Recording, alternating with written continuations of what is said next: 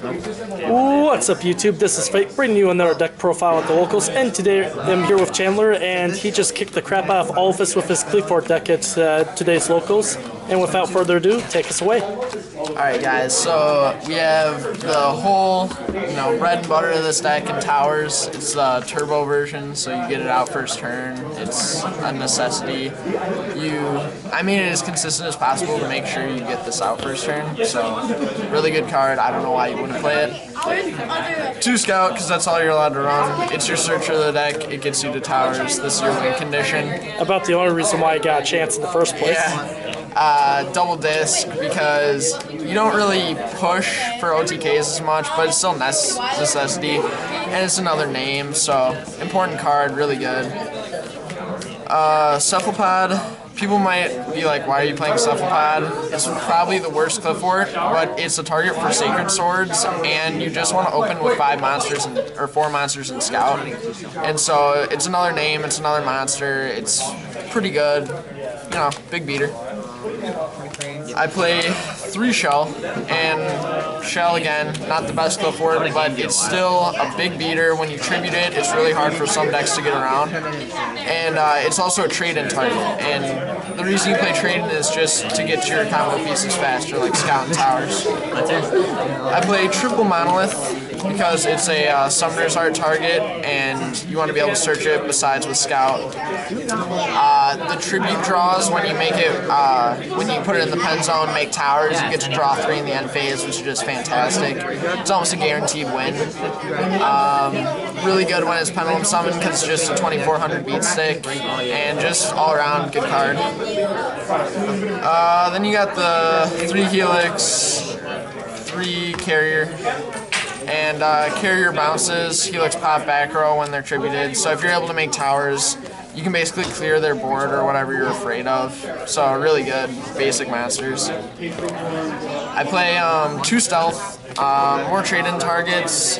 It's actually one of the weaker of this format because bouncing stuff isn't the best, and Towers is just too good, and it doesn't really have a tribute effect, so I'd rather go into Shell than Stealth, personally, but it's still good, and it's another monster, so that's why I play 2. And then lastly, I play 2 Cat, because opening with Scout and Cat, your hand is broke, and, I mean, you win, basically, is what I'm saying. It's an extremely good card, and just awesome. Then I play 3 traps, and they're probably the best traps in the game, personally, in my opinion. We play 1 Recreate because it's searchable, and if you need a floodgate, it's a searchable floodgate, really good. We play Vanities because why wouldn't you? It's an auto win against Necroz if they can't get rid of it. And I mean, even if you don't open towers, as long as you open Vanities, you're at least safe for a couple turns. Skill Drain, your monsters get huge, really good all around. Really tough for some decks to deal with, and even though it's a one-of, it's like you see it with all your draw cards, and then you'll probably open with one of these 3, and if you don't, you probably have towers, so yeah, really good. I play 1 Sacred Sword. Your targets are Cephalopod and Disc, and really good. You banish, doesn't really matter. Your just focus is getting the Scout or Summoner's Art, so you need that draw power. It's the exact same reason why I run 3 trade-in, is because it doesn't matter that you have to ditch a Shell or a Stealth. Your whole goal getting the Scout is just what you need, and making towers first turn is just impossible for some people to deal with. 3 Storm. You can. I mean, you want your towers to resolve, and you don't want your monsters getting bottomless when you pendulum them or solemned.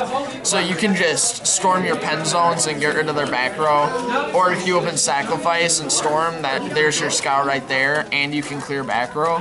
So I would not play this deck without this card, because it just makes your plays so much safer, and it's super killer in the mirror because you can just storm their Scout.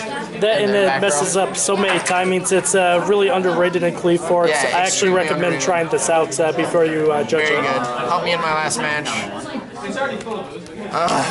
obvious 3 summoners art to get to your scout. Really no explanation needed.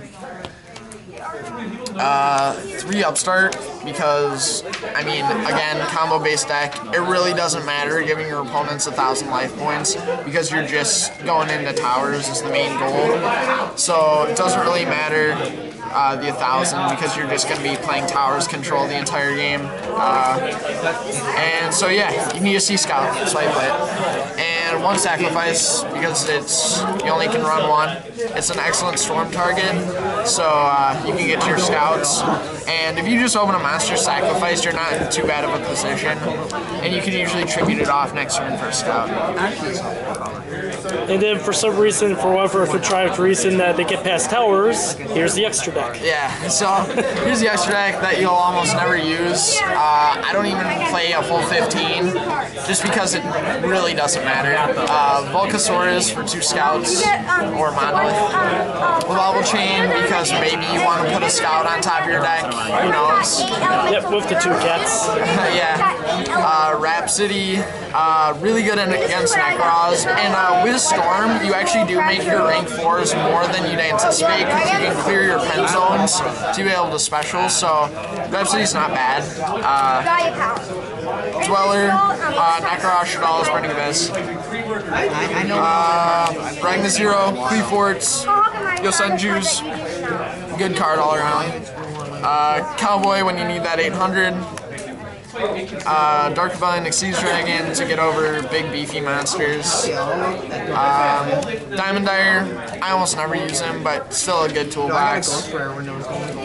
Castel, spin stuff, get rid of problem cards. Exodon, this is the card you're probably going to the most, because you probably have 2 monsters when you're in a losing position, so Exodon's a really good toolbox card, can clear whole fields, really good. And Silent Arc, in case you have vanities, you can just sit on Silent Arc and vanities and you kind of win the game. So.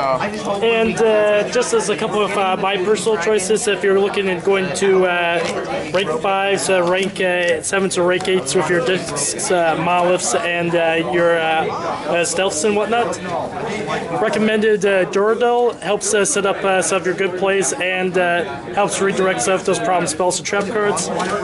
Big Eye to take control of that problem card that destroyed your towers for some contrived reason, and Felgram because what better protector do you need? Yeah, I actually ran Big Eye, at least when I was testing online, and you'd be surprised how many times you actually end up with you know, 2 discs or a cephalopod and a disc, and you don't have your pen zones either because they got MST'd or you have like a cat in one and your scout got MST'd. You can really just go into a toolbox rank 7 like Aaron was saying, and you can just, this deck is so flexible with the rank 4s, the rank 5s, the rank 7s, and even the rank 8s. Like, just the toolbox is just there, and whoever thought Qliphorts were dead, they're crazy.